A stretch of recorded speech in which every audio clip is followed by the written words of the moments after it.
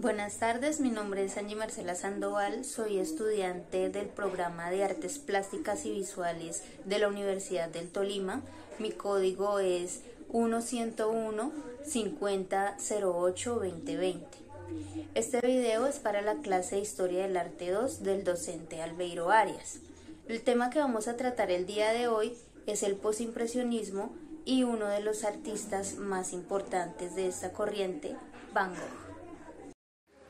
El posimpresionismo fue un movimiento artístico que se desarrolló durante la década de 1890 en Francia. Se caracteriza por un enfoque subjetivo de la pintura, ya que los artistas buscan evocar emociones a través de su obra, dejando a un lado el realismo. Sus estilos varían mucho, no comparten un solo enfoque estético. Lo que los unió fue un interés común en explorar abiertamente la mente del artista. Las pinturas posimpresionistas sí comparten algunas características. Estas incluyen motivos simbólicos, colores poco naturales y pinceladas pictóricas.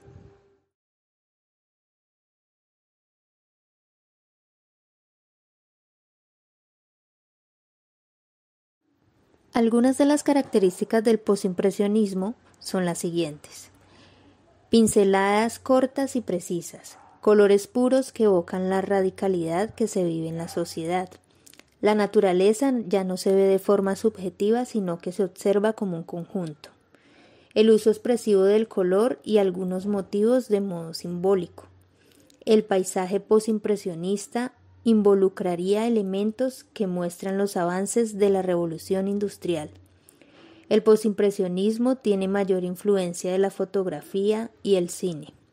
El posimpresionismo mostraba a los personajes de los cuadros con más detalle, incluso podrían estos llegar a ser los protagonistas por encima del paisaje. Algunos no logran percibir la diferencia entre impresionismo y posimpresionismo. Es difícil diferenciarla porque no hubo una brecha entre ambos movimientos. De hecho, muchos artistas pertenecen a ambos estilos y la mayoría de características son comunes. Algunas de las diferencias son: el impresionismo usa colores primarios y el posimpresionismo colores artificiales. El paisaje típico impresionista es en la naturaleza y en el posimpresionista comienza a mostrar los avances de la revolución industrial. El movimiento posimpresionista tiene mayor influencia de la fotografía y el cine. Ambos querían plasmar el instante por encima de la identidad, pero el posimpresionismo fue aún más subjetivo. El impresionismo rompió con los moldes de la época, el posimpresionismo no supuso una ruptura. El impresionismo daba mayor importancia a la luz. El posimpresionismo mostraba los personajes de los cuadros con más detalle. El impresionismo no se centra en mostrar a las personas, y si lo hacen, sus rostros son borrosos y difuminados. Lo principal nunca es mostrar la personalidad del personaje, sus emociones o pensamientos.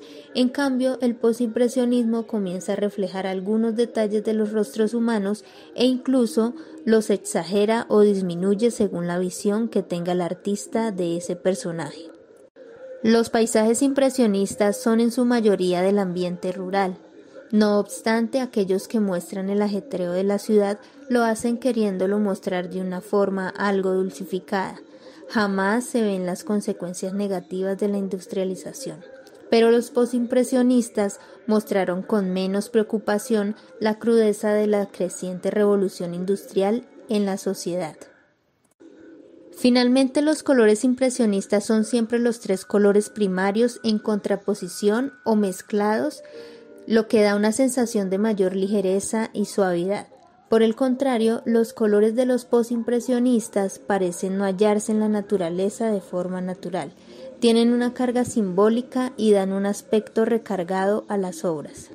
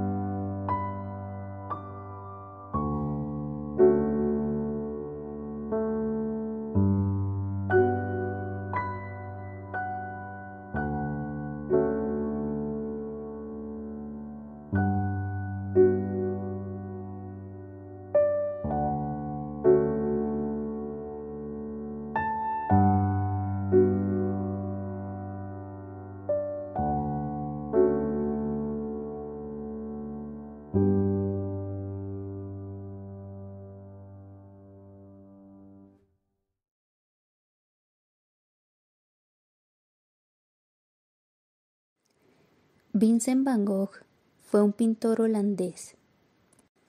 Era el mayor de los 6 hijos de un pastor protestante y mantuvo con su hermano Theo, 4 años menor que él, una relación que sería determinante en su existencia y en su trayectoria artística. Fue muy fuerte la relación que mantuvo con su hermano Theo. A través de cartas se comentaban muchas cosas de la vida del artista. Tras recibir una esmerada educación en un internado privado, a los 16 años entró como aprendiz en la filial de La Haya de la Galería de Arte parisina Goupil, una sociedad de comerciantes de arte fundada por su tío Vincent.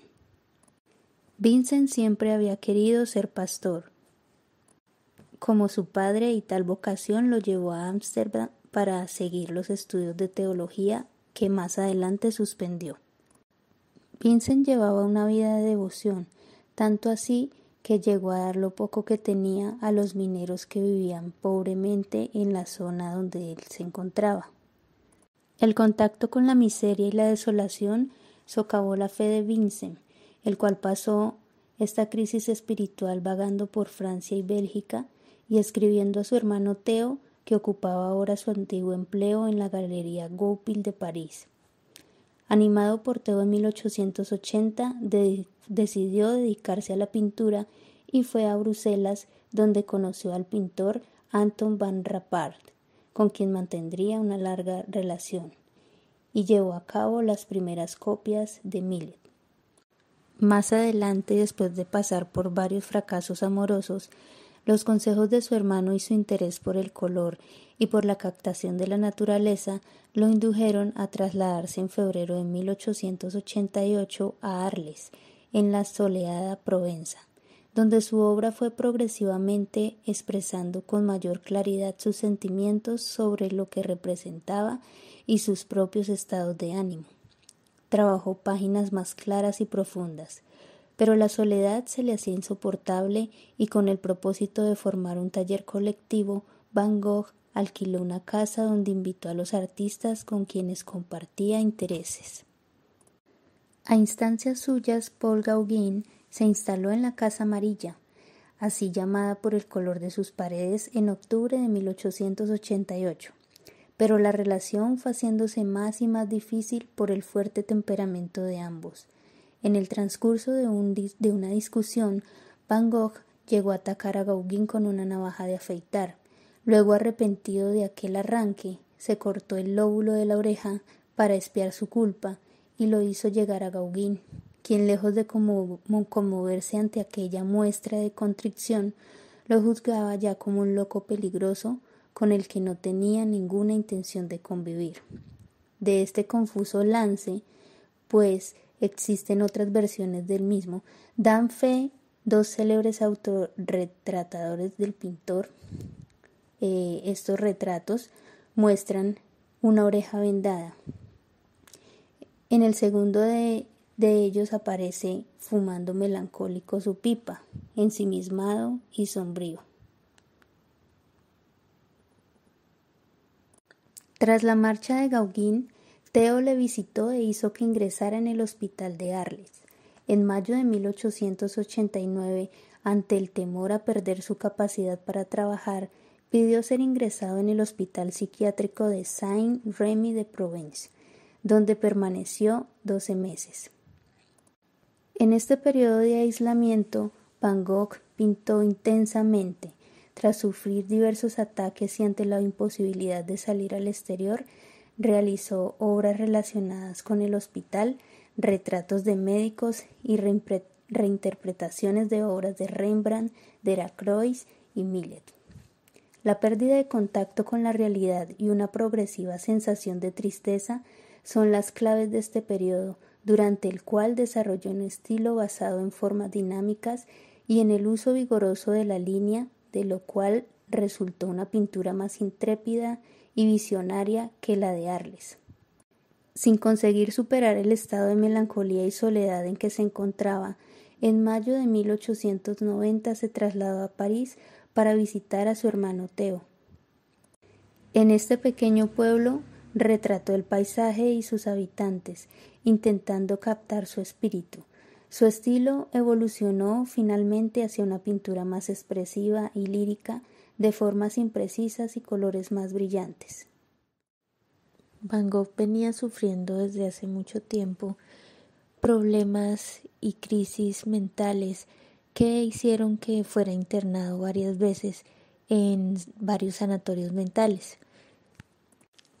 Las obras de este periodo final acusan un fuerte contraste y reflejan su íntima desdicha y los tormentos interiores que le afligían.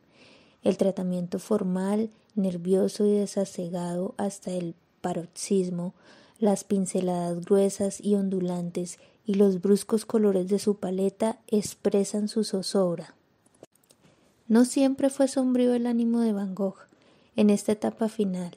De hecho, muchas de las cartas a Theo de los últimos meses están iluminadas por una alta y feliz embriaguez creadora, por el gozo de una liberación artística finalmente alcanzada en una íntima comunión con la libre naturaleza.